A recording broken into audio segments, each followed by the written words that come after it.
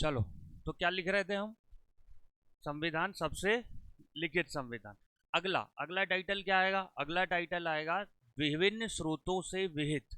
मतलब हमारा जो संविधान है वह कहाँ से लिया गया है? वेरियस सोर्स से लिया गया है। हमने देखा था ना कि हमारा संविधान 1935 के एक्ट से लिया गया है। कितना लिया है? 60% लिया है। उसके बाद हमने देखा था कुछ चीज़ें साउथ अफ्रीका से ली है, कुछ चीज़ें कहाँ से ली है? आपके अमेरिका के संविधान से ली है। तो हमारे संविधान की दूसरी विशेषता क्या हो जाएगी? सबसे बड़ा लिखित संविधान। लिखें इसको, सबसे बड़ा लिखित वो लिखित संविधान हो गया। फिर लिखें विभिन्न स्रोतों से विहित। हाँ, विभिन्न स्रोतों से विहित मतलब वेरियस सोर्स से लिया गया है हमारा कॉन्स्टिट्यूशन, विभिन्न स्रोतों से विहित। देखिए, भारत का संविधान, भारत का संविधान अलग अलग देशों के संविधानों को, भारत का संविधान अलग अलग देशों के संविधानों को पढ़कर बनाया गया है।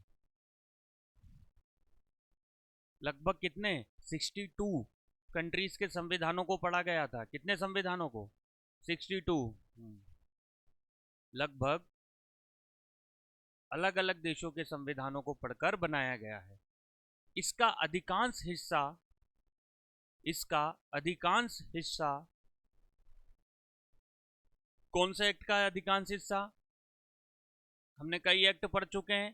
भारत शासन अधिनियम, भारत शासन अधिनियम कौन सा? 1935 का। भारत शासन अधिनियम 1935। यहाँ से कितना उठाया गया है हमारा संविधान? लगभग 60%। इस भारत शासन अधिनियम में और क्या क्या चीजें हुई थी? इस भारत शासन अधिनियम में अगर आपको ध्यान हो तो इसके तहत रिजर्व बैंक ऑफ इंडिया की स्थापना हुई थी। आपको ध्यान होगा तो इसी के तहत सुप्रीम कोर्ट बनाया गया था, है ना। और इसी को 60% हमारे संविधान में क्या किया गया है? कॉपी किया गया है। तो लिखें, भारत संविधान का महत्व मतलब कई बड़ा हिस्सा भारत शासन अधिनियम 1935 का या 1935 से लिया गया है।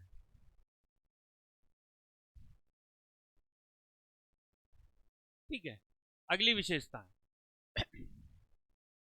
अगली विशेषता क्या है? नम्यता और अनम्यता का समन्वय। इसको पहले समझ लो फिर लिखना। अब ये नम्यता और अनम्यता का समन्वय क्या? हमारा जो संविधान है वह फ्लेक्सिबल भी है और क्या है? रिगिड भी है। फ्लेक्सिबल और रिगिड कैसे? मतलब मैं अगर बोलूँ तो फ्लेक्स जैसे सब वर्ल्ड का सबसे कठोर संविधान, तो सबसे कठोर संविधान कौन सा है वर्ल्ड का? अमेरिका का संविधान। अब वो क्या लोहे से बना है क्या इसलिए कठोर है? नहीं है। और हमारा जो संविधान है वो कठोर भी है और क्या है? लचीला भी। अब ये किस लिए कठोर और लचीला, ये स्पेशली एक हमारा टॉपिक भी रहेगा। ये है संविधान संशोधन करने की प्रक्रिया के कारण। जैसे मान लो भाई, संविधान संशोधन प्रक्रिया मतलब हमने समझ चुके थे भाई, संविधान हमारा बन के तैयार कब हो गया था? 1949 में। बनाने वालों ने कितना सोचा होगा?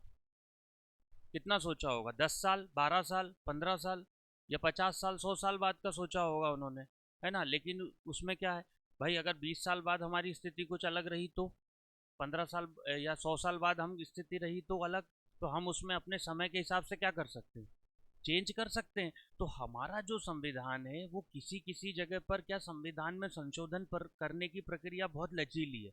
मतलब बहुत लचीली इन द सेंस हम ये बोल सकते हैं कि हम इजीली संसद में कोई भी बिल पारित करके नॉर्मली कर सकते हैं। जैसे कैसे? अब सपोज करो कि यदि हमें कोई नया राज्य बनाना है, अब हमारा मध्य प्रदेश है। अब मध्य प्रदेश को मान लो काट के हमको एक अलग राज्य और बनाना है। मतलब मध्य प्रदेश की पॉपुलेशन बढ़ गई, मध्य प्रदेश की जनसंख्या बढ़ गई। अब जैसे इसलिए तो मध्य प्रदेश से काट के किसको बनाया था? छत्तीसगढ़ बनाया था। अब मध्य प्रदेश को काट के मान लो इटारसी से हिस्सा काट के खंडवा तक का महाराष्ट्र को देना, सपोज कर लो, तो ये भी किसी कानून के तहत संशोधन होगा। तो ये इजीली संशोधन हो जाएगा। लेकिन धारा 370, आर्टिकल 370 हटाया, है ना। हटाने के लिए कितने सालों से लगे थे, लेकिन कितना मतलब मोदी सरकार पूरी मेजोरिटी में आई उसके बाद ही 370 हट पाया ना। तो इसलिए मेरा मतलब कहने का यह है कि संविधान में संशोधन की जो प्रक्रिया होती है उसी के आधार पर हमारा जो संविधान है वो क्या होता है? नम्य होता है या अनम्य होता है, फ्लेक्सिबल होता है या रिगिड होता है। हर जगह नहीं। जैसे अमेरिका का संविधान, उसमें यदि हमको चेंजेस करना है तो छोटा भी चेंजेस करना है तो बड़ी लंबी प्रक्रिया से गुजरना पड़ेगा। अब जैसे मैं तुमको संविधान संशोधन करने की प्रक्रिया भी हल्के शॉर्ट में समझा देता हूँ। देखो, अगर हमको हमारे संविधान में कहीं संशोधन करना है तो सबसे पहले ये जो प्रक्रिया है ये साउथ अफ्रीका के संविधान से ली गई है। कहाँ से ली है, इस चीज को ध्यान रखना। हमने वही देखा ना, हमारा संविधान कहीं कहीं जगह से उठाया है। अब इसको संविधान में किसी ना किसी आर्टिकल में तो डाला गया होगा। हमने बात करी ना कि हमारा जो संविधान है वो आर्टिकल, सेक्शन और शेड्यूल इनमें बटा हुआ है, तो इनको कहीं ना कहीं डाला होगा। तो इसको डाला है आर्टिकल 368 में। कहाँ डाला है, 368 में। तो इसके तहत हम संविधान में क्या कर सकते हैं, संशोधन कर सकते हैं। एक बहुत बड़ा इंटरेस्टिंग मामला आया था सुप्रीम कोर्ट के सामने। सुप्रीम कोर्ट के सामने इंटरेस्टिंग मामला क्या आया था, मैं तुमसे भी ये क्वेश्चन पूछ रहा हूँ, तुम भी मुझे ये बताओ कि क्या हम संविधान संशोधन करने की प्रक्रिया में भी संशोधन कर सकते हैं। भाई, संविधान संशोधन करने की कोई ना कोई प्रक्रिया तो होगी ना, तभी तो करते हैं। अब जैसे मुझे मान लो तुम्हारी वोटिंग की एज 18 से 21 करना है, तो ये संविधान में 18 है, मुझे 21 करना है, तो ये भी संशोधन हुआ, तो उसके लिए भी कोई प्रक्रिया होगी। तो वो प्रक्रिया में भी हम क्या परिवर्तन कर सकते हैं। एक व्यक्ति थे, है ना, जिनका नाम था केशवानंद भारती। केशवानंद भारती और वर्सेस सुप्रीम कोर्ट या भारत सरकार। इन्होंने सुप्रीम कोर्ट में, देखो आपको कोई भी भारत सरकार से प्रश्न पूछना है तो आप कहाँ सीधे चले जाओगे, सुप्रीम कोर्ट जा सकते हो। सीधे सुप्रीम कोर्ट जाओ, भारत सरकार से जवाब करो। तो केशवानंद भारती ने सन 1973 में कहाँ चले गए थे वो, सुप्रीम कोर्ट। कि सुप्रीम कोर्ट बताइए कि क्या हम संविधान के मूल ढांचे में परिवर्तन कर सकते हैं, या हम संविधान संशोधन करने की प्रक्रिया में परिवर्तन कर सकते हैं। तो फिर सुप्रीम कोर्ट ने उनसे क्या कहा, सुप्रीम कोर्ट ने कहा कि हम संविधान के मूल ढांचे में परिवर्तन नहीं कर सकते। ठीक है, बात तो समझ रहे हो, जो बेसिक स्ट्रक्चर है। अब तुम सोचो कि जो बेसिक स्ट्रक्चर है वो ही हटा देंगे तो क्या वी आर अम्बेडकर जी द्वारा और उन लोगों द्वारा बनाया गया संविधान क्या लागू रहेगा, क्या नहीं रहेगा। तो हम मूल ढांचे में परिवर्तन नहीं कर सकते। तो संविधान संशोधन किस आर्टिकल में है, 368 में। और कहाँ से लिया गया है ये, और अभी तक कितने संविधान संशोधन हो चुके हैं हमारे, 105 संविधान संशोधन हो चुके हैं। और पहला संविधान संशोधन किया था, ये क्वेश्चन भी कई बार आता है कि संविधान में पहला संविधान संशोधन कब किया गया था, 1951 में सबसे पहला ही संविधान संशोधन कर दिया गया था। कब, 1951 में। तो लिखें, नम्यता और अनम्यता का समन्वय।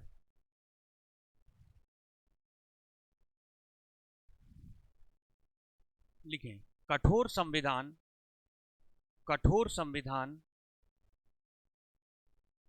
वह संविधान होता है, कठोर संविधान वह संविधान होता है जिसमें, कठोर संविधान वह संविधान होता है जिसमें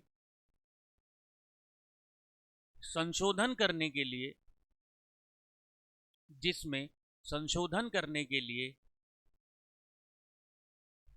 कई प्रक्रियाओं से होकर, कठोर संविधान वह संविधान होता है जिसमें क्या करने के लिए, संशोधन करने के लिए कई प्रक्रियाओं से होकर गुजरना पड़ता है, कई प्रक्रियाओं से होकर गुजरना पड़ता है। अमेरिका का संविधान, अमेरिका का संविधान सबसे कठोर संविधान है।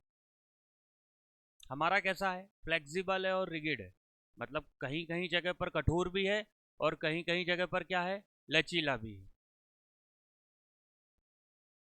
अमेरिका का संविधान सबसे कठोर संविधान है। भारत का संविधान, भारत का संविधान ना तो कठोर है, भारत का संविधान ना तो कठोर है ना लचीला है। भारत का संविधान ना तो कठोर है ना लचीला है, ना फ्लेक्सिबल है ना रिगिड है।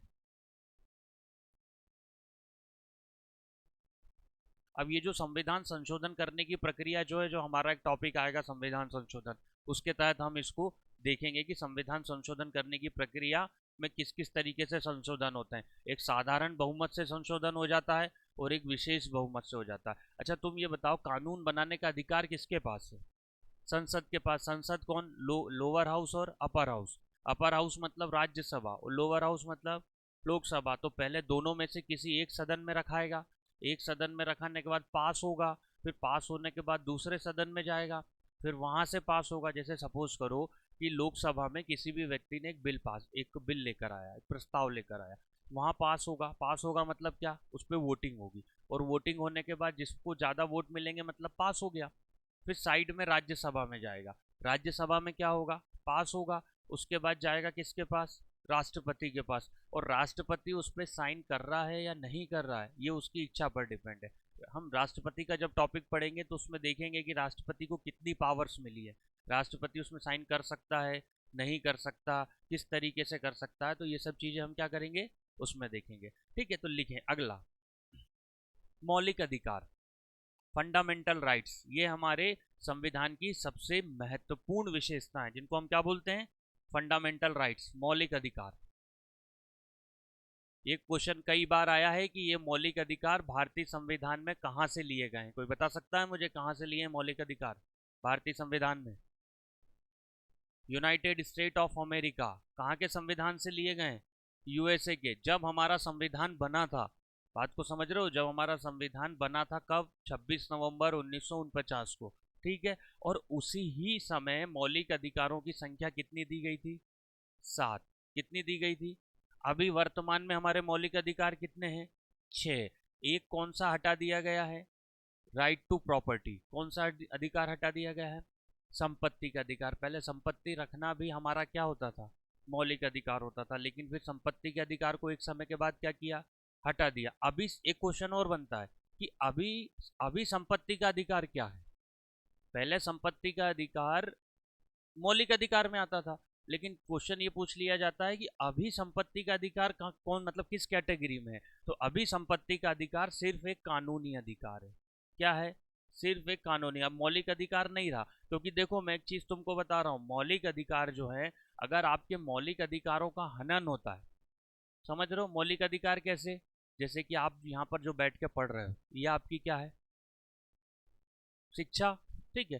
आप अपने धर्म को सेलिब्रेट कर रहे हो, आपका मौलिक अधिकार है ना, आप किसी भी धर्म को सेलिब्रेट कर सकते हो। यदि आपको ऐसा लगता है कि आपके मौलिक अधिकारों का क्या हो रहा है, हनन हो रहा है, तो आपके लिए एक दरवाजा खुला हुआ है, क्या है वो, सुप्रीम कोर्ट का दरवाजा खुला हुआ है। यदि आपको लगता है कि हमारे मौलिक अधिकार का हनन हो रहा है, हमको बोलने से रोका जा रहा है, क्योंकि हमें बोलने की भी स्वतंत्रता दी गई है, हमें धर्म को मनाने की स्वतंत्रता दी गई है ना, हमें समानता का अधिकार दिया गया है, तो ये सब चीज़ें हमारे, हम ये वाला टॉपिक पढ़ेंगे मौलिक अधिकार का, तो हम पूरे 7 मौलिक अधिकारों को क्या करेंगे उसमें पढ़ने वाले हैं ना। तो अगला टाइटल आएगा हमारा क्या, मौलिक अधिकार, लिखें इसको, फंडामेंटल राइट्स।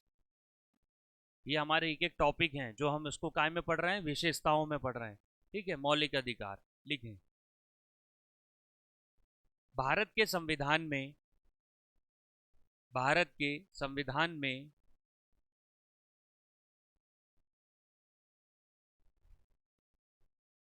7 तरह के या 7 मौलिक अधिकार, भारत के संविधान में 7 मौलिक अधिकार दिए गए थे।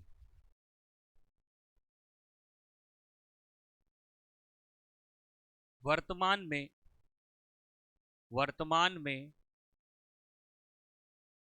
वर्तमान में 6 मौलिक अधिकार है। कितने हैं, 6 मौलिक अधिकार है। एक हटा दिया गया है ना, संपत्ति का अधिकार, और संपत्ति का अधिकार वर्तमान में क्या है, एक कानूनी अधिकार है, मौलिक अधिकार नहीं है। अब क्या बचा है, वो कानूनी अधिकार बचा है, ठीक है। पहला मौलिक अधिकार लिखें, समानता का अधिकार, राइट टू इक्वलिटी, मतलब हर व्यक्ति को अधिकार है समानता का, समझ रहे हैं, मतलब वही बात आ गई, बड़े से बड़े व्यक्ति के लिए भी संविधान लागू होगा और छोटे से छोटे व्यक्ति के लिए भी संविधान क्या होगा, वही लागू होगा। तो समानता का अधिकार। अब पूछा गया है कई बार कि समानता का जो अधिकार है वह भारतीय संविधान के किस आर्टिकल से शुरू हो रहा है और किस आर्टिकल पे खत्म हो रहा है। अब समानता का जो अधिकार है वो भी कई तरीके से होता है भाई। समानता मतलब क्या, इक्वलिटी। तो एक में डाला गया है कि धर्म के आधार पर इक्वलिटी, एक में डाला गया है कि फाइनेंशियल इक्वलिटी मतलब आर्थिक आधार पर, एक पे डाला गया है कि धर्म जाति मतलब जेंडर के आधार पर इक्वलिटी। तो क्वेश्चन ये बनता है कि समानता का जो अधिकार है वह भारतीय संविधान के किस आर्टिकल से शुरू हो रहा है और किस आर्टिकल पे क्या हो रहा है, खत्म हो रहा है। जब हम ब्रीफ में इस चैप्टर को पढ़ेंगे ना, जब एक एक को पढ़ेंगे, अभी सिर्फ हम उसको क्या कर रहे हैं, टीजर देख रहे हैं। तो टीजर में क्या है कि भाई सबसे पहला अधिकार कौन सा है, समानता का, मतलब राइट टू इक्वलिटी, समानता का अधिकार। अब समानता के अधिकार की मैं यदि बात करूं तो ये आर्टिकल शुरू होता है कहां से, 14 से लेकर आर्टिकल 18 तक। कहां से शुरू होता है, मतलब सिर्फ समानता, कितने प्रकार की समानता का अधिकार है आपको, है ना। तो ये आर्टिकल 14 से शुरू होगा और आर्टिकल 18 पे क्या होगा, खत्म हो जाएगा। तो लिखें समानता का अधिकार, फिर ब्रैकेट में आगे लिख लें आर्टिकल 14 से आर्टिकल 18 तक। समानता का अधिकार आर्टिकल 14 से आर्टिकल 18 तक। इसमें पूछा जाता है, एक क्वेश्चन कई बार आया है कि विधि के समक्ष समानता का अधिकार भारतीय संविधान के किस आर्टिकल में। अब ये हमारा मेन टाइटल क्या, ध्यान से समझना, ये हमारा मेन टाइटल क्या है, मेन टाइटल क्या है हमारा, समानता का। मतलब कई तरीके की समानता हो सकती है, समानताएं कई तरीके की हो सकती है। तो एक क्वेश्चन बनता है विधि के समक्ष समानता का अधिकार, मतलब विधि के समक्ष समानता का अधिकार मतलब विधि मतलब क्या, कोई बता सकता है विधि मतलब क्या होगा। विधि मतलब लॉ, कानून, है ना, बोलते हैं ना विधि की पढ़ाई कर रहे हैं, मतलब लॉ की पढ़ाई कर रहे हैं। तो कानून के समक्ष सभी व्यक्ति समान है, ये संविधान के आर्टिकल किस में दिया है, 14 में दिया है, 15 में दिया है, फिर 16 में दिया है, 17 में दिया है, ऐसे सब आर्टिकल कहाँ तक, 18 तक है। तो उसको हम ब्रीफ में पढ़ें। अभी सिर्फ क्या, समानता का अधिकार आर्टिकल 14 से आर्टिकल 18 तक। अगला लिखें स्वतंत्रता का अधिकार, राइट टू इंडिपेंडेंट, स्वतंत्रता का अधिकार।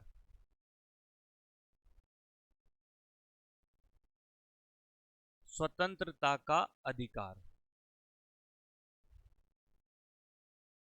अब ये भी किसी ना किसी आर्टिकल में होगा। तो ये कहां से शुरू होगा, हमने आर्टिकल को कहां छोड़ा था, समानता के अधिकार में आर्टिकल को कहां छोड़ा था, 18 पे छोड़ा था। तो ये शुरू कहां से होगा, 19 से 22, 18 तक तो हमने समानता का अधिकार छोड़ा ना।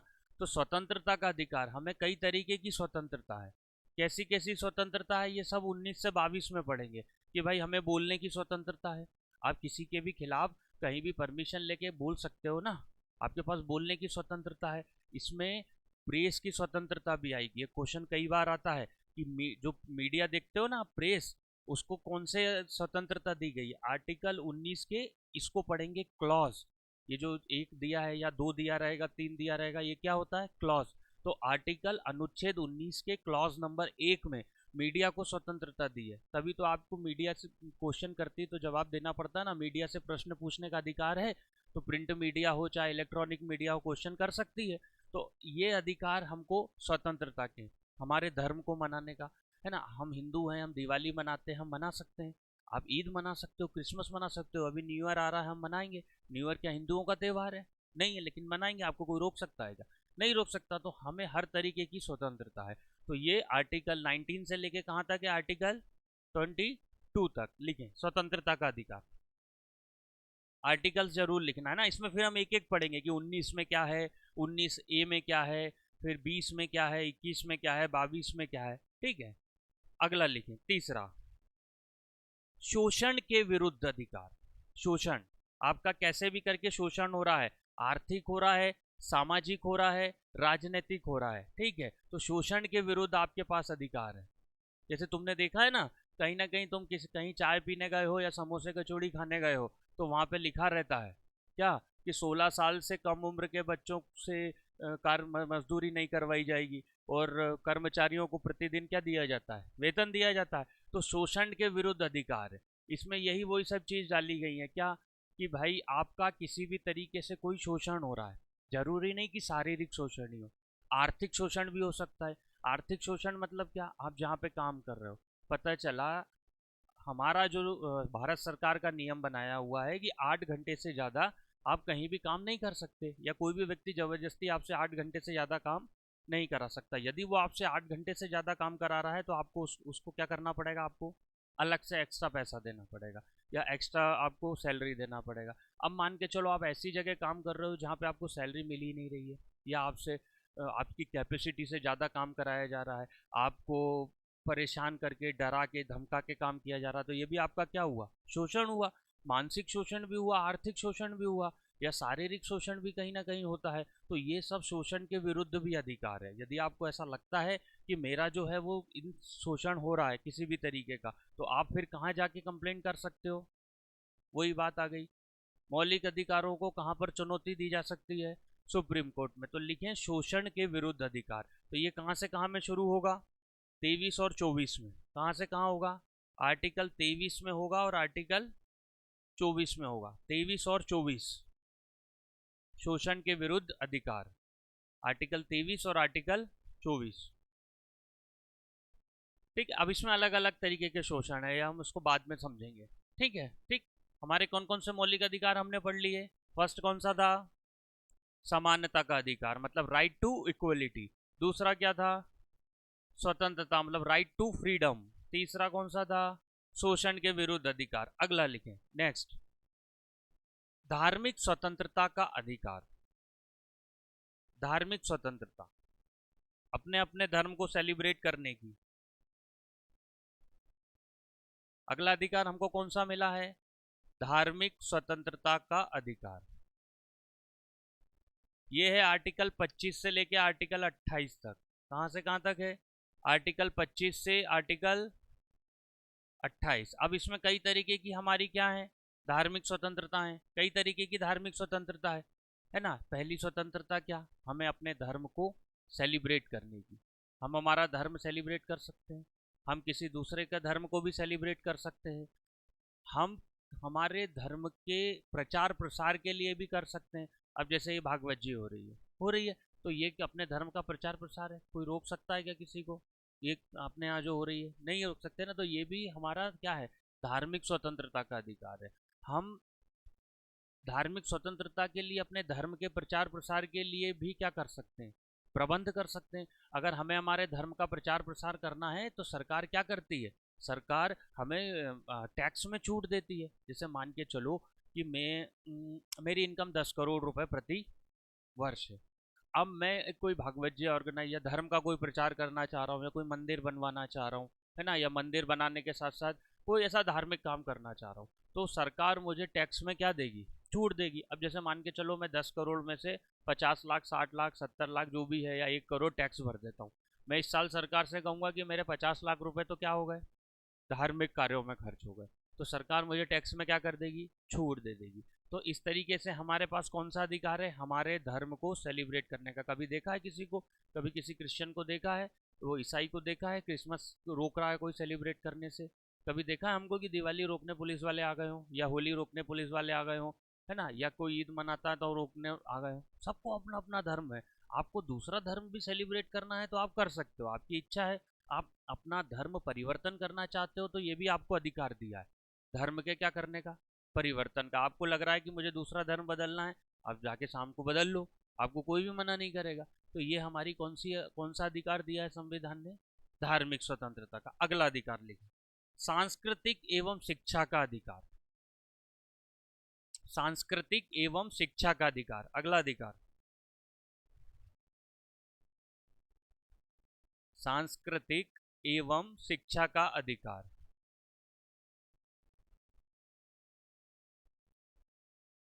सांस्कृतिक एवं शिक्षा का अधिकार, ये किस आर्टिकल में आएगा, 29 और 30।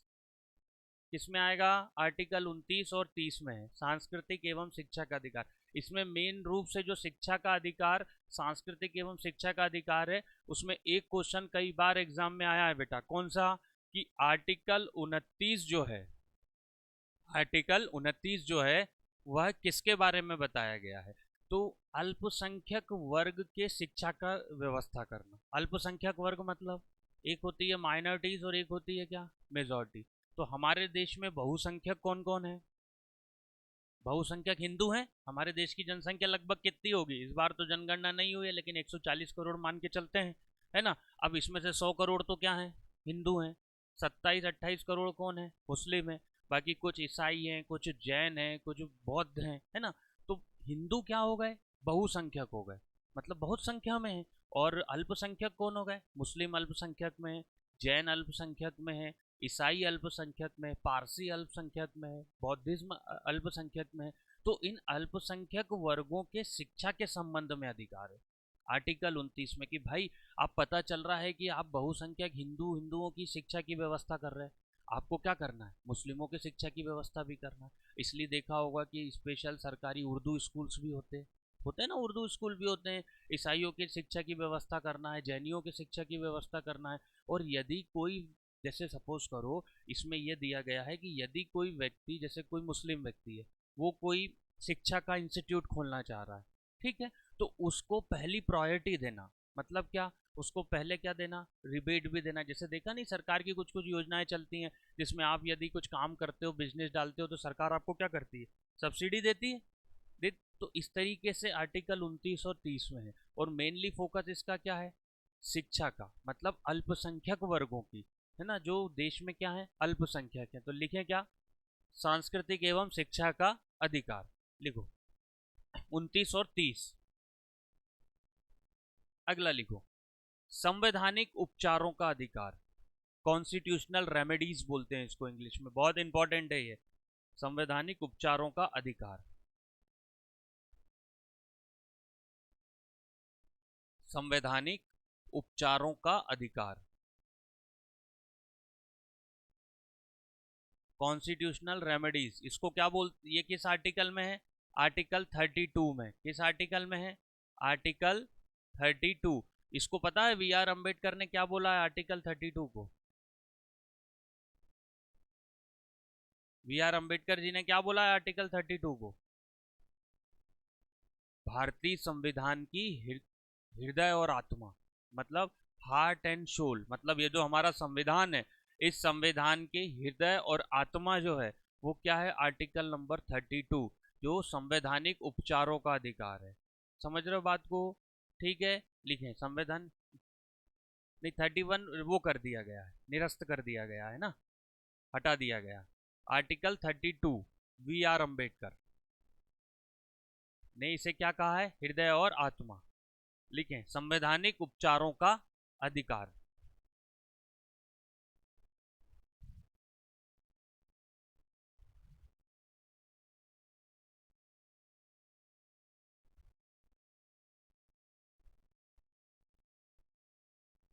ठीक है, अगला लिखें, अगला टाइटल बहुत इंपॉर्टेंट है, ये भी बहुत इंपॉर्टेंट है ना, ये हमारे संविधान की विशेषता है, DPSP। इसको क्या बोलेंगे इंग्लिश में, इसको बोलते हैं principle directive principle of state policy, directive principle of state policy. मतलब हिंदी में इसको बोलेंगे क्या, राज्य के नीति निर्देशक तत्व। हम बात को ध्यान से समझना, सबसे पहली बात, ये भी हमारा एक टॉपिक है, ये हमारे संविधान का बैकबोन है। आपकी रीढ़ की हड्डी यदि खराब हो जाएगी तो आप बैठ पाओगे, चल पाओगे, तो ये वही है हमारे संविधान का। ये उठाया गया है कहाँ से, सबसे पहली बात, ये उठाया गया कहाँ से, आयरलैंड के संविधान से। कहाँ से, आयरलैंड के संविधान से ये उठाया गया। आयरलैंड एक देश है, आयरलैंड के अब ये है क्या, ये जो एक ऐसी चीज है बेटा DPSP, ये हमारी राज्य सरकारों को या हमारी सरकारों को क्या करती है, निर्देश देती है कि आपको क्या करना है, ये काम करने हैं, मतलब करने हैं। यदि आप ये जो सरकारी स्कूल देख रहे हो ना, ये DPSP में लिखा हुआ है, इससे सरकार पीछे नहीं हट सकती कि आपको लोगों की शिक्षा की व्यवस्था करना है। आप जो गवर्नमेंट हॉस्पिटल देख रहे हो, वो संविधान में इसमें लिखा हुआ है कि आप इसमें क्या है, आपको लोगों के स्वास्थ्य की व्यवस्था करना है। आप जो देखते हो ना सिगरेट का पैकेट, है ना, उसमें लिखा रहता है ना, smoking is injurious to health, इसमें लिखा हुआ है क्या, कि सरकार को मादक पदार्थों की तस्करी को रोकना है, मादक पर। लेकिन अब तुमने कभी सोचा है कि जब इसमें लिखा हुआ है कि मादक पदार्थ, शराब पे भी लिखा रहता है ना, गुटके पाउच पे भी लिखा रहता है, तो जब इस पे ये लिखा है उसके बाद भी सरकार इसको क्यों बेच रही है, कभी सोचा है इसके बारे में। भाई जब इसमें संविधान में लिखा हुआ है कि सरकार को क्या करना है, मादक पदार्थों की क्या करना है, तस्करी को रोकना है, लेकिन उसके बाद भी क्यों सिगरेट के डब्बे पे लिखा है, इसलिए लिखा है क्योंकि सबसे ज़्यादा टैक्सेस इससे मिलता है। मैं तुमको सितंबर के महीने 2022 का एक आंकड़ा बताता हूँ। 2022 सितंबर के महीने में सरकार को पेट्रोल से 7.5 लाख करोड़ रुपए टैक्स मिला था। कितना? 7.5 लाख करोड़ रुपए। अब इस साल में, सॉरी सितंबर के महीने में नहीं, इस पूरे फाइनेंशियल ईयर में कितना मिला था? 7.5 लाख करोड़। और ये जो शराब है और सिगरेट है, इनसे मिला था लगभग 2.5 लाख करोड़ रुपए टैक्स। तो ये पैसा सरकार को टैक्स के रूप में मिलता है, तो हम लोग यूज़ करते हैं। लेकिन सरकार चूंकि इसमें क्या है, पहले आपने देखा होगा, बहुत आपने देखा है कि नहीं देखा, हम लोग जब छोटे थे तो टेलीविज़न पर भी शराब और इन सब के ऐड आया करते थे। लेकिन अब क्या, अब ये सब ऐड क्या हो गए? बंद हो गए। क्यों हो गए? क्योंकि सुप्रीम कोर्ट में किसी ने क्या लगा दी? याचिका लगा दी। क्या? कि आप किसी भी तरीके से क्या कर सकते हैं, आप इन सब चीज़ों का प्रचार प्रसार नहीं कर सकते। लेकिन फिर भी चीज़ें बिक रही हैं, फिर भी चीज़ें हो रही हैं, हम लोग खरीद रहे हैं, तो हम सरकार को क्या दे रहे हैं? टैक्स दे रहे हैं। जैसे तुमने देखा कि भाई जननी सुरक्षा योजना में, वो देखी होगी एम्बुलेंस, इसमें लिखा है कि प्रसूति सहायता करना जरूरी है ना। आपने देखा होगा कि आप पशुपालन यदि करते हो, है ना, आप कोई गॉट फार्मिंग करते हो या मछली उत्पादन करते हो, तो सरकार क्या देती है? सब्सिडी देती है ना। आप मुर्गी पालन करते हो तो इसमें लिखा है पशुपालन को क्या करना है? बढ़ावा देना है। इस चीज़ से सरकार कभी भी क्या है, पीछे नहीं हट सकती। और हम हर चीज़ को क्या है, सुप्रीम कोर्ट में चैलेंज कर सकते हैं, लेकिन डीपीएसपी में लिखी हुई बातों को सुप्रीम कोर्ट में क्या है, चैलेंज नहीं कर सकते। ये संविधान का मूल ढांचा है, इसमें संशोधन भी नहीं किया जा सकता, है ना। इसमें ऐसी चीज़ छोड़ी है कि भविष्य में आप इसमें संशोधन भी नहीं कर सकते कि यार स्वास्थ्य की सेवाएं चलो अब हमको नहीं देना, संशोधन कर दिया। अब वी आर अम्बेडकर जी बना गए कि स्वास्थ्य की सेवाओं पर सबको ध्यान देना है सरकारों को, लेकिन पता चल रहा है कि अब वी आर अम्बेडकर जी भी नहीं है, जिनने बनाया वो भी नहीं है, हम क्या करें? हटा दें। तो ऐसा प्रैक्टिकल पॉसिबल नहीं है। तो इसको बोलते हैं इंग्लिश में directive principle of state policy, Hindi में क्या बोलेंगे? राज्य के नीति निर्देशक तत्व। और ये आयरलैंड के संविधान से क्या किए गए हैं? लिए गए हैं। ठीक है, लिखें फिर अगला। अब हमारे जैसे क्या है, मौलिक अधिकार है, हमने देखे कितने मौलिक अधिकार थे? 6। वैसे ही हमारे क्या है, मौलिक कर्तव्य भी है। देश के प्रति क्या है हमारे? मौलिक कर्तव्य भी है। तो अगला टाइटल लिखे मौलिक कर्तव्य। ये भी हमारे संविधान की क्या है, एक विशेषता है। इसको हम क्या बोलते हैं इंग्लिश में? फंडामेंटल ड्यूटीज, क्या बोलेंगे? और ये कौन से देश के संविधान से उठाया गया है? रशिया से। कहाँ से उठाया गया है? रशिया से। कौन से देश के संविधान से उठाया है? रशिया से। अब एक चीज ध्यान रखना बेटा इस मौलिक कर्तव्य में, कि हमारा जो संविधान बन के तैयार हुआ था, कब हुआ था बन के तैयार? 26 नवंबर 1949 को, है ना। उस वक्त ये मौलिक अधिकार संविधान में नहीं थे। मौलिक अधिकार थे संविधान में, मौलिक कर्तव्य नहीं थे। हमारे अभी कितने मौलिक कर्तव्य हैं, इसको हम पूरे ब्रीफ में देखेंगे, लेकिन अभी हम शॉर्ट में देखें। अभी हमारे कितने मौलिक कर्तव्य हैं? 11। एक समिति बनी थी, ठीक है, एक समिति बनी थी जिसका नाम था सरदार स्वर्ण सिंह समिति। क्या नाम था? सरदार स्वर्ण सिंह समिति। इस समिति से सरकार ने पूछा कि बताइए कितने मौलिक कर्तव्य होने चाहिए, क्या होने चाहिए देश के प्रति, हमारे मौलिक कर्तव्य कितने होने चाहिए। तो इन्होंने क्या करा था, 8 मौलिक कर्तव्य की सिफारिश करी थी। कितनी? कि 8 होने चाहिए। लेकिन सरकार ने जोड़े कितने? 10 जोड़ दिए। कितने जोड़ दिए? 10। फिर एक सबसे लास्ट मौलिक कर्तव्य सरकार ने, ये बहुत इंपॉर्टेंट है, 2002 में जोड़ा। कब जोड़ा? 2002 में। और ये क्या था मौलिक कर्तव्य जो 11वें नंबर का जोड़ा गया? वो मौलिक कर्तव्य यह था कि आपको, यदि आप पेरेंट्स हो, पेरेंट्स मतलब क्या? अभिभावक, पालक हो किसी बच्चे के, तो यदि आप पेरेंट्स हो तो आपको 0 से 6 साल तक के बच्चे की, ठीक है, प्राथमिक शिक्षा की व्यवस्था कराना बहुत जरूरी है। बात को समझ रहे हो? कि मतलब ये आपका मौलिक कर्तव्य है कि आपको अपने बच्चे को कम से कम प्राइमरी एजुकेशन, आप कितने ही गरीब हो, कितने ही पैसे वाले हो, कितने ही कुछ हो, आपको 0 से 6 में क्या करना है? पढ़ाना। मतलब आपको बच्चों को पढ़ाने। ये कब जोड़ा गया? 2002 में। अब ये भी एक क्वेश्चन बनता है बेटा कि ये 2002 में कौन से संविधान संशोधन करके जोड़ा गया था? अभी 86 कौन सा संविधान संशोधन था वो? 86वां 2002 में। अभी तक कितने संशोधन हुए हैं? 105। तो ये कौन सा था? 86वां, जिसमें ये बोला गया है कि आपको अपने बच्चे को प्राथमिक शिक्षा देना है। ठीक है, तो ये हमारे ऐसे कितने मौलिक कर्तव्य हो गए? 11 मौलिक कर्तव्य हो गए। कितने हो गए? 11। अब एक क्वेश्चन बनता है कि ये जो समिति बनी थी, इस समिति ने कितने मौलिक कर्तव्यों की सिफारिश करी थी? सरकार ने जोड़े कितने थे? 10 जोड़े थे। एक अभी 2002 में जोड़ा रिसेंटली, जिसको क्या हो, अब कितने हो गए? तो 11 हो गए। और 11वां कौन सा था? शिक्षा संबंधी प्राथमिक शिक्षा। तो ये हमारा मौलिक कर्तव्य है। मौलिक कर्तव्य कौन से देश के संविधान से लिया गया है? रशिया के, है ना। लिखें अगला,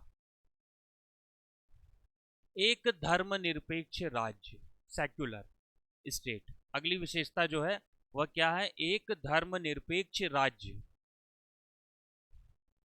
हमारा संविधान क्या है? एक धर्मनिरपेक्ष राज्य है ना, राष्ट्र है। सभी धर्मों को क्या माना जाता है? यहाँ पे समान माना जाता है। सभी धर्म क्या है? एक साथ रहते हैं। तो हमारा कैसा है? एक सेक्युलर स्टेट है ना। तो एक धर्मनिरपेक्ष राज्य। फिर लिखें, सार्वभौमिक वयस्क मताधिकार। अगली विशेषता, सार्वभौमिक वयस्क मताधिकार, एडल्ट सरफेस इंग्लिश में बोलते हैं। सार्वभौमिक वयस्क मताधिकार। आप चुनते हो ना, हमने देखा ना कल की क्लास में कि लोकतंत्र कितने प्रकार के होते हैं? 2 प्रकार के, एक अप्रत्यक्ष लोकतंत्र और एक कौन सा लोकतंत्र? प्रत्यक्ष। तो हमारे देश में कैसा लोकतंत्र है? अप्रत्यक्ष लोकतंत्र है, क्योंकि हम सिर्फ क्या चुन करते हैं? वोट देने का। प्रत्यक्ष लोकतंत्र जैसे कहां पर है? स्विट्जरलैंड में है। तो अप्रत्यक्ष लोकतंत्र मतलब वो ही बोल रहा है कि सार्वभौमिक वयस्क मताधिकार मतलब 18। देखो, जब हमारा मूल, एक चीज ध्यान रखना बेटा, जब मूल संविधान बना था ना, जब आपकी वोट डालने की उम्र कितनी थी? 21 थी। सरकार ने संशोधन करके संविधान में कितना कर दिया? अभी फिलहाल में कितनी है? 18। तो ये सार्वभौमिक वयस्क मताधिकार है। मतलब इसका मतलब क्या? कि आप जो हैं वो 18 वर्ष कंप्लीट या 18 के हो जाएंगे तो आपको सरकार चुनने का क्या है? अधिकार मिल जाएगा। तो ये भी हमारे संविधान की क्या है? विशेषता है। अच्छा, हमारे यहाँ राजशाही है, लोकतंत्र है? लोकतंत्र है हमारे यहाँ राजशाही तो नहीं है। तो लोकतंत्र में अधिकार किसको दिया गया है? जनता को दिया गया है चुनने का। तो ये भी हमारे संविधान की क्या है? एक विशेषता है। लिख लिया इसको? लिखें अगला, एकल नागरिकता, सिंगल सिटीजनशिप। एकल नागरिकता हमारे देश में कैसी नागरिकता? नागरिकता मतलब समझते हो? आप किस देश के नागरिक हो? भारत के नागरिक हो आप, तो ये आपकी क्या है? सिटीजनशिप है। क्या है? सिटीजनशिप। अब देखो, एक चीज इसमें सिटीजनशिप में ध्यान रखना, ये तो सबसे पहले आर्टिकल 5 से शुरू होती है और आर्टिकल 11 पे जाके क्या होती है? खत्म हो जाती है। इसमें पूरी नागरिकता को उन्होंने क्या किया है? समझा दिया, आर्टिकल 5 से आर्टिकल 11 में। अब एक चीज ध्यान रखना कि जब हमारा संविधान 26 नवंबर, हम इस दिन संविधान दिवस मनाते हैं, जब हमारा संविधान 26 नवंबर 1949 को बन के क्या हुआ था बेटा? तैयार हुआ था। लेकिन लागू कब हुआ था? 26 जनवरी 1950 को, 2 महीने बाद। वो हमने कारण देखा कि लाहौर अधिवेशन हुआ था और कांग्रेस ने लाहौर में स्वराज्य, पूर्ण स्वराज्य माना लिया था, इसलिए हमने 26 जनवरी डेट ली। लेकिन जब हमारा संविधान 26 नवंबर को बन के तैयार हो गया था ना, तो ये नागरिकता उसी समय लागू हो गई थी। मतलब ये नागरिकता वाला जो कॉलम है, ये नागरिकता वाला जो कॉलम है, ये क्या हुआ था? ये नागरिकता वाला कॉलम 26 जनवरी से लागू नहीं हुआ था। ये लागू कब हो गया था? 26 नवंबर से। अब नागरिकता 2 तरीके की होती है। एक नागरिकता होती है कौन सी? सिंगल, एकल जिसको बोलते हैं। और एक होती है कौन सी? दोहरी। हमारे यहाँ पर कैसी है? और दोहरी कहाँ पर है? यूएसए में, यूनाइटेड स्टेट ऑफ अमेरिका में। तो हमारे यहाँ हम नागरिक कहाँ के हैं? भारत के नागरिक। इसमें हम बहुत सारी चीज़ें पढ़ेंगे, एक एनआरआई भी आएगा, नॉन रेसिडेंस इंडियन, एक ओसीआई क्या होता है ये भी आएगा। तो ये जब टॉपिक हम पढ़ेंगे तो इनको पूरा ब्रीफ में पढ़ेंगे। अभी सिर्फ हम क्या समझें कि हमारे नागरिकता, हम, आप कनाडा के नागरिक तो हो नहीं, आप ब्राज़ील के नागरिक तो हो नहीं, तो आप नागरिक भारत के हो। तो चूंकि आप भारत के नागरिक हो तो भारत की सुविधाएं लोगे, है ना। अब आपका उसका प्रमाण, आपके पास क्या प्रमाण है कि आप भारत के नागरिक हो? आपके पास आपका आधार कार्ड है ना। और नागरिकता भी आप चाहो तो बदल सकते हो, लेकिन आप एक ही देश की नागरिकता रख सकते हो। जैसे मान लो, तुम इसको शॉर्ट में और मैं समझाऊं, यदि तुम अमेरिका जाके बसना चाह रहे हो, अमेरिका में काम कर रहे हो, अमेरिका बस गए। अब अमेरिका बसने के बाद तुम चाहते हो कि मैं अमेरिका का नागरिक बन जाऊं, तो भारत की नागरिकता आपको क्या करनी पड़ेगी? क्योंकि भारत में क्या है? एकल नागरिकता, मतलब आप किसी एक ही जगह के क्या हो सकते हो, नागरिक हो सकते हो। ऐसा नहीं कि आप अमेरिका के रहो, अमेरिका में कोई दिक्कत नहीं है, आप एनआरआई बन के रहो, नॉन रेसिडेंस इंडियन, है ना। कई लोग जाते हैं जॉब पे जाते हैं, बड़ी बड़ी मल्टीनेशनल कंपनी में रहते हैं, प्रोजेक्ट पे जाते हैं कि भाई 10 साल का अमेरिका में प्रोजेक्ट है, तो क्या एनआरआई रहते नागरिक भारत के ही है, लेकिन वहाँ की, लेकिन उसका मन हो जाए कि मेरे को भारत वहीं रहना है, कहाँ पर, अमेरिका में ही रहना, तो उसको भारत की नागरिकता छोड़नी पड़ेगी। ठीक, लिखें अगला, अगली विशेषताएं लिखें। स्वतंत्र निकाय, इंडिपेंडेंस बॉडी। हमारे देश में कुछ स्वतंत्र निकाय भी हैं। कोई बता सकता है मुझे स्वतंत्र निकाय कौन कौन से हो सकते हैं? ये भी हमारे संविधान की कुछ विशेषता है। इसको हम समझते हैं कि ये स्वतंत्र निकाय होते क्या है। स्वतंत्र निकाय, स्वतंत्र निकाय मतलब इंडिपेंडेंट बॉडीज। अब देखो हमारे संविधान में कई स्वतंत्र निकाय हैं। कैसे स्वतंत्र निकाय कई हैं? स्वतंत्र निकाय मतलब जिनका सरकार से कोई लेना देना नहीं। बात को समझ रहे हो? मतलब जो हैं सरकारी, लेकिन फिर भी सरकार के कहने पे नहीं चलते।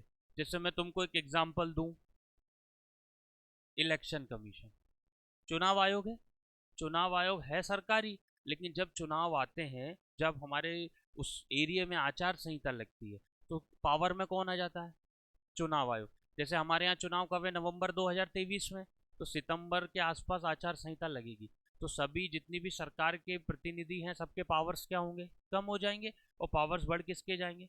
तो चुनाव कराने की जिम्मेदारी किसकी?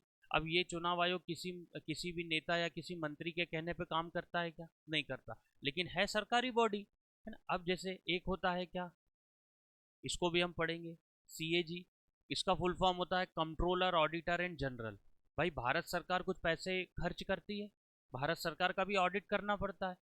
भारत सरकार का भी ऑडिट होगा ना, ऑडिट समझते हो? ऑडिट मतलब कि भाई उसने कितना पैसा खर्च किया, कहाँ किया, घोटाला तो नहीं हुआ। जैसे सपोज करो भारत सरकार बोल रही है हमारा हाईवे बन रहा है, बन रहा हाईवे। अब भारत सरकार ने बोला कि इस हाईवे पे हम 1200 करोड़ रुपए खर्च करेंगे। कितने करेंगे? उन्होंने एक एस्टीमेट कॉस्ट निकाल ली कि 1200 करोड़ खर्च होगा, लेकिन उन्होंने जब फाइनली बताया तो बताया हमारे 1800 करोड़ खर्च हो गए। तो भैया ये जो आपके कितने 600 करोड़ रुपए आपने एक्स्ट्रा खर्च किए हैं, तो उसकी जांच भी तो होगी कि पहले आप 600 करोड़ में कहीं घोटाला तो नहीं हुआ है। तो ये सब जांच करती है कौन? ये संस्था। ये संस्था भी क्या होती है भाई? फ्री है गवर्नमेंट, लेकिन सरकार के उस पर नहीं चलती। अब जैसे एक सुप्रीम कोर्ट, ये भी क्या है? स्वतंत्र निकाय। अब आप जो एग्जाम की तैयारी कर रहे हो, जैसे एग्जाम की तैयारी करते हैं यूपीएससी, नाम सुना है?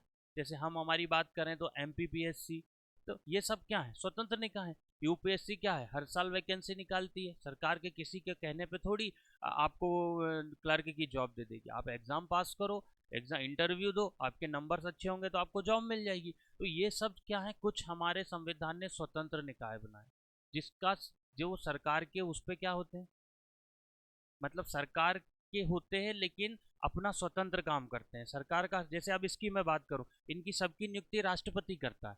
जैसे इलेक्शन कमीशन का जो हेड होगा उसकी नियुक्ति भी कौन करता है?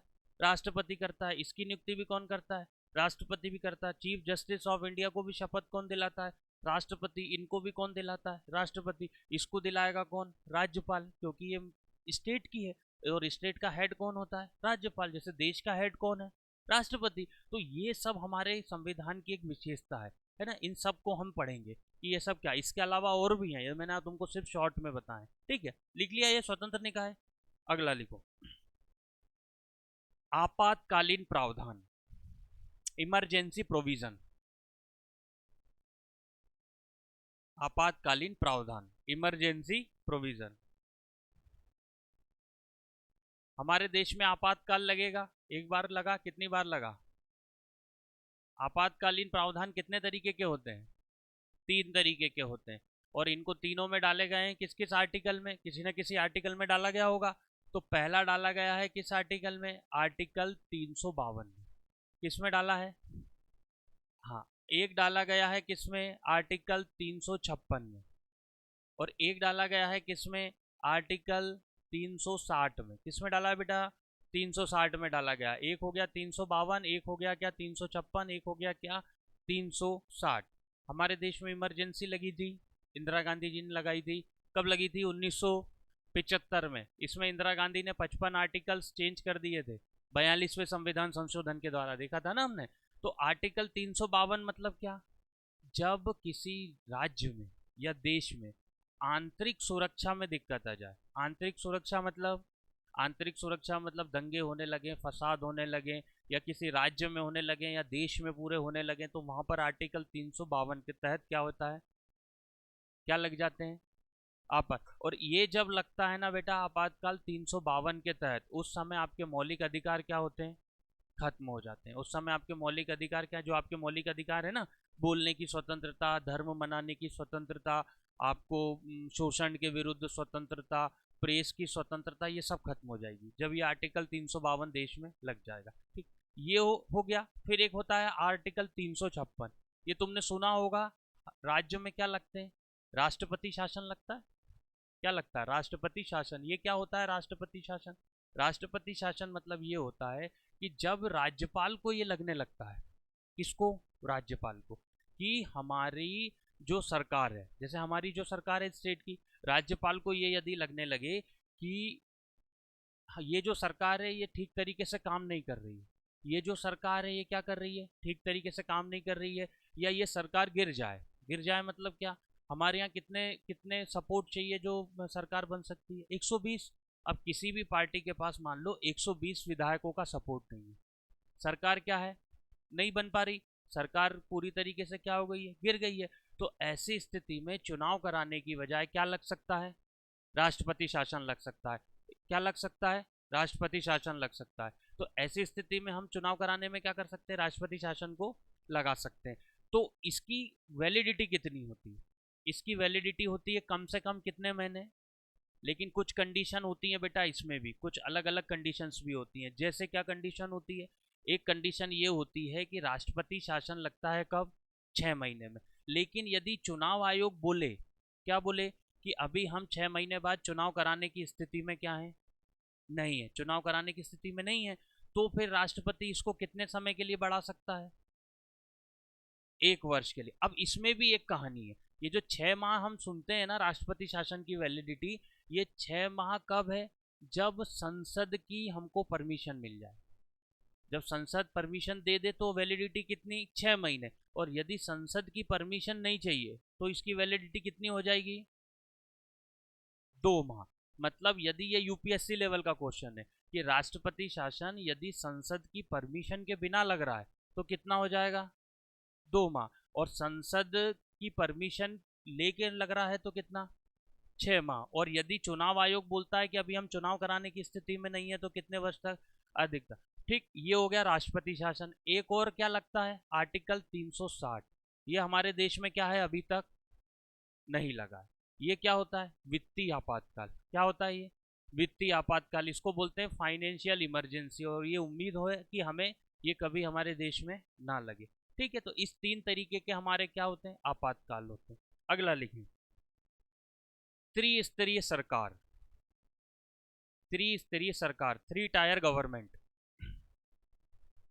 त्रिस्तरीय सरकार, 3 टायर गवर्नमेंट। हमारे देश में सरकारें कितनी होती हैं,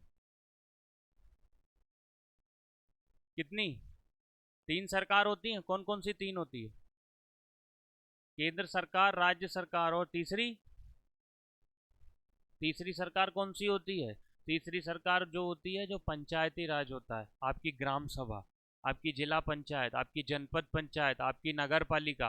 तो ये क्या है, त्रिस्तरीय सरकार है। इसको बोलते हैं 3 टायर गवर्नमेंट, है ना। 3 टायर गवर्नमेंट में ये पूरा एक टॉपिक है, ये पूरा टॉपिक हम समझेंगे, ठीक है। 3 टायर गवर्नमेंट में क्या होता है, आपकी ग्राम सभा आएगी, आपकी जिला पंचायत जनपद पंचायत आएगी, आपकी क्या आएगी, नगर पालिका आएंगी। अब इन सबको बनाने का उद्देश्य क्या था, इन सबको बनाने का उद्देश्य ये था कि सरकार यह चाहती थी, इन सबको बनाने का उद्देश्य ये था कि सरकार ये चाहती थी कि हम भारत के अंतिम छोर तक, भारत के अंतिम छोर तक लोगों को क्या पहुंचे, सुविधाएं पहुंचे।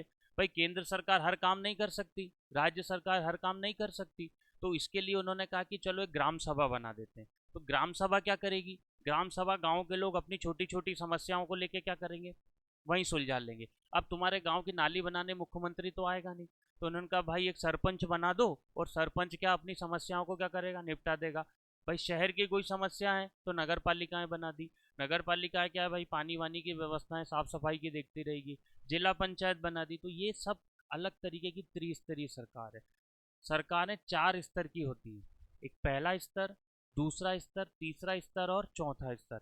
अब हमारा जो मध्य प्रदेश है वो कौन से स्तर को अपनाता है, तीसरे त्रिस्तरीय को। कई स्टेट ऐसे हैं जो पहले स्तर को ही अपनाते हैं, मतलब वहां पर सिर्फ एक ही है कोई भी, है ना। कोई स्टेट 2 स्तर को अपनाते हैं, कोई 4 को अपनाते हैं, जैसे केरल, केरल 1 स्तर को अपनाता है।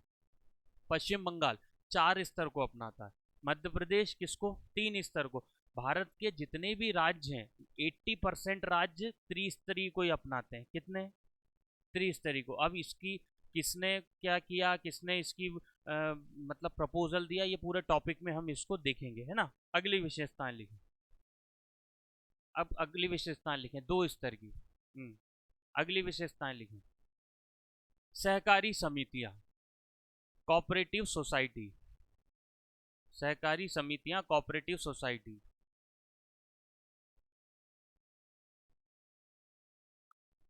सहकारी समितियां, कुछ सहकारी समितियां बनी हुई हैं, है ना। ये भी हमारा टॉपिक है जिसको हम देखेंगे। तो ये आज हमने क्या क्लियर क्लियर किया, हमारे भारतीय संविधान की क्या विशेषता है। पहली विशेषता, हमारा सबसे बड़ा लिखित संविधान है। हमारा संविधान क्या है, फ्लेक्सिबल है और रिगिड है। हमारे संविधान में क्या है, एक स्वतंत्र निकाय है। हमारा संविधान में राज्य के नीति निर्देशक तत्व हैं। हमारे संविधान में मौलिक अधिकार हैं। हमारे संविधान में मौलिक कर्तव्य हैं। हमारे संविधान में क्या है, एक वयस्क अधिकार है। हमारे संविधान में क्या है, एकल नागरिकता है। ये कई सारी चीजें हमारे संविधान की क्या हो गई, विशेषता हो गई। कल से हम इसको एक एक टॉपिक को क्या करेंगे, उठाएंगे, ठीक है। ओके।